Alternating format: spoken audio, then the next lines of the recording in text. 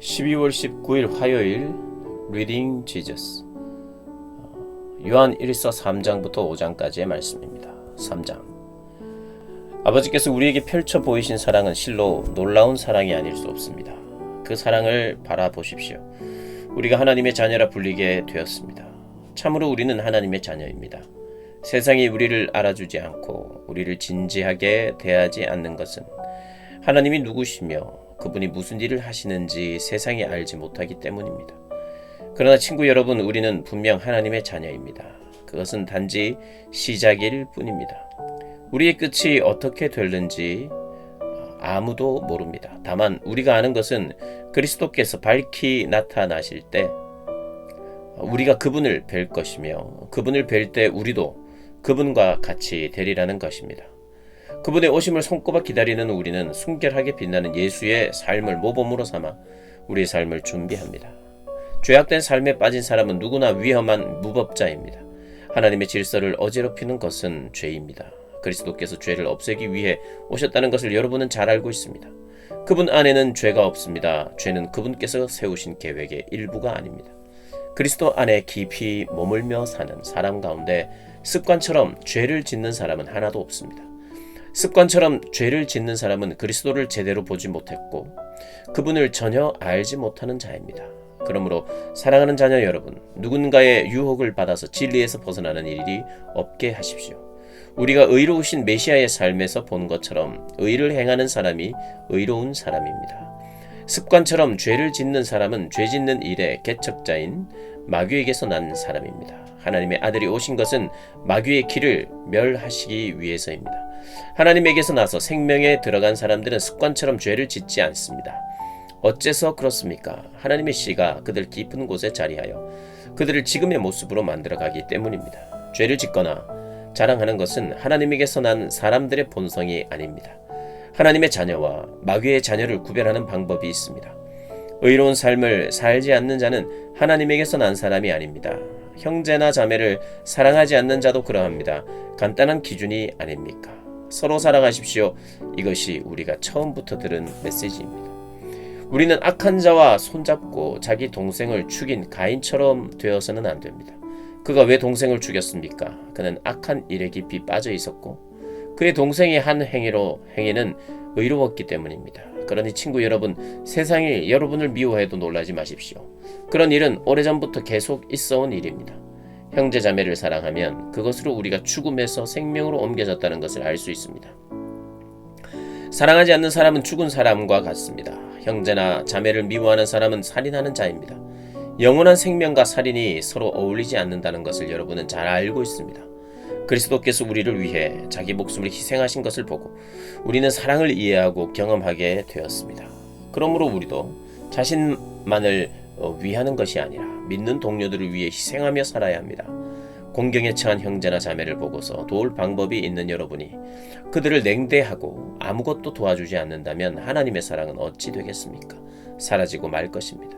여러분이 하나님의 사랑을 사라지게 한 것입니다. 사랑하는 자녀 여러분, 사랑에 대해 말만 하지 말고 참된 사랑을 실천하십시오. 그것만이 우리가 참되게 살고 있으며 실제로 하나님 안에 살고 있음을 알 수 있는 유일한 길입니다. 또한 그것은 스스로를 비판할 일이 생기더라도 그 힘겨운 자기 비판을 멈추게 하는 길이기도 합니다. 하나님은 우리의 근심하는 마음보다 크시며 우리 자신보다 우리를 더 잘 아시기 때문입니다. 친구 여러분, 그렇게 마음을 살핀 뒤에 더 이상 우리가 자책하거나 스스로를 정죄하지 않으면 우리는 하나님 앞에서 담대하고 자유롭게 됩니다. 손을 내밀어 우리가 구한 것을 받을 수 있습니다. 그것은 우리가 하나님의 말씀을 행하고 그분을 기쁘시게 해드리는 일을 하기 때문입니다. 다시 말씀드리지만 하나님의 계명은 이것입니다. 곧 하나님께서 친히 이름 지어주신 아들 예수 그리스도를 믿는 것입니다. 그리스도께서 우리에게 말씀하신 것은 처음 받은 계명대로 서로 사랑하는 것입니다. 우리가 그리스도의 계명을 지키면 우리는 그분 안에서 충만히 살고 그분도 우리 안에 사십니다. 이렇게 우리는 그분이 주신 성령을 힘입어 그리스도께서 우리 안에 깊이 머무르고 계심을 경험합니다. 4장, 사랑하는 친구 여러분, 들려오는 말을 다 믿지 마십시오. 사람들이 여러분에게 하는 말을 신중히 생각하고 따져보십시오. 하나님에 대해 이야기한다고 해서 모두가 하나님에게서 난 사람은 아닙니다. 수많은 거짓 설교자들이 이 세상을 활보하고 있습니다. 참 하나님의 영을 가려내는 기준이 있습니다. 예수 그리스도 곧 하나님의 아들이 살과 피를 지닌 진짜 사람으로 오신 것을 믿는다고 공개적으로 시인하는 사람은 누구나 하나님에게서 나서 하나님께 속한 사람입니다. 그러나 예수를 믿는다고 시인하지 않는 사람은 누구든지 하나님과 아무 관계가 없습니다. 이것이 바로 적 그리스도의 영입니다. 여러분은 적 그리스도가 오리라는 말을 들었습니다. 그런데 그 영이 우리가 생각한 것보다 빨리 왔습니다. 사랑하는 자녀 여러분, 여러분은 하나님에게서 나서 하나님께 속해 있습니다. 여러분은 이미 저 거짓 교사들과 싸워 큰 승리를 거두었습니다. 여러분 안에 계신 성령께서 이 세상 그 어떤 것보다 더 강하시기 때문입니다. 저 거짓 교사들은 그리스도를 부인하는 세상에 속해 있습니다. 그들은 세상의 언어를 말하고 세상은 그들의 언어를 먹고 자랍니다. 그러나 우리는 하나님에게서 나서 하나님께 속해 있습니다.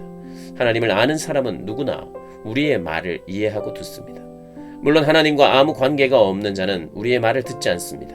이것이 진리의 영과 속이는 영을 구별하는 또 하나의 기준입니다. 사랑하는 친구 여러분, 사랑은 하나님에게서 오는 것이니 사랑하기를 멈추지 마십시오. 사랑하는 사람은 모두 하나님에게서 나서 하나님과의 사귐을 경험합니다. 사랑하지 않는 사람은 하나님에 대해 아무것도 알지 못하는 자입니다. 하나님은 사랑이시기 때문입니다. 그러니 여러분도 사랑하지 않으면 그분을 알 수 없습니다. 하나님께서 우리를 향하신 그분의 사랑을 이렇게 보이셨습니다. 하나님께서 하나뿐인 자기 아들을 세상에 보내셔서 우리로 그 아들을 통해 살게 하신 것입니다. 우리가 말하려는 사랑은 이런 사랑입니다. 우리는 한 번도 하나님을 사랑해 본 적이 없습니다.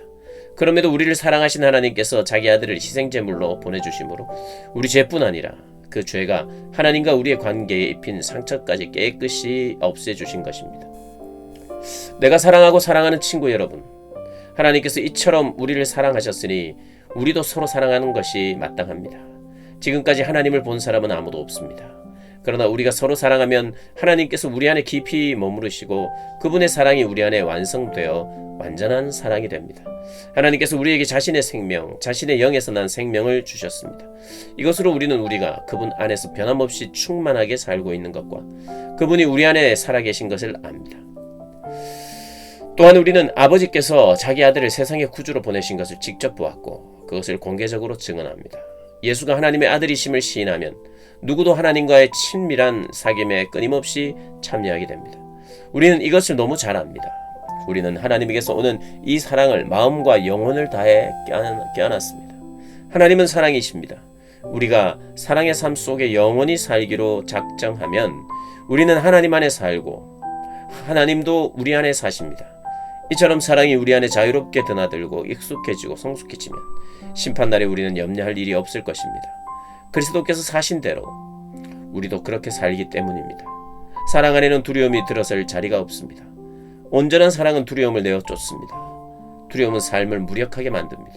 두려워하는 삶, 곧 죽음을 두려워하고 심판을 두려워하는 삶은 사랑 안에서 온전해지지 못한 삶입니다. 그럼에도 우리는 사랑합니다. 사랑하고 사랑받습니다. 우리가 먼저 사랑했으니 이제 우리가 사랑합니다. 하나님께서 먼저 우리를 사랑해 주셨습니다. 나는 하나님을 사랑한다고 떠벌리고는 곧바로 형제나 자매를 미워하고 아무렇지도 않게 생각하는 사람이 있다면 그는 거짓말쟁이입니다. 보이는 사람을 사랑하지 않으면서 어찌 보이지 않는 하나님을 사랑할 수 있겠습니까? 우리가 그리스도에게서 받은 계명은 단순 명료합니다. 하나님에 대한 사랑은 사람에 대한 사랑으로 사랑을 포함한다는 것입니다. 여러분은 하나님과 사람 모두를 사랑해야 합니다. 5장, 예수께서 메시아이심을 믿는 사람은 누구나 하나님에게서 난 사람입니다. 낳으신 분을 사랑한다면 우리는 분명 그분에게서 난 자녀까지도 사랑할 것입니다. 하나님을 사랑하십니까? 그분의 계명을 지킵니까? 이것이 우리가 하나님의 자녀를 사랑하는지 사랑하지 않는지를 구별해주는 참된 기준입니다.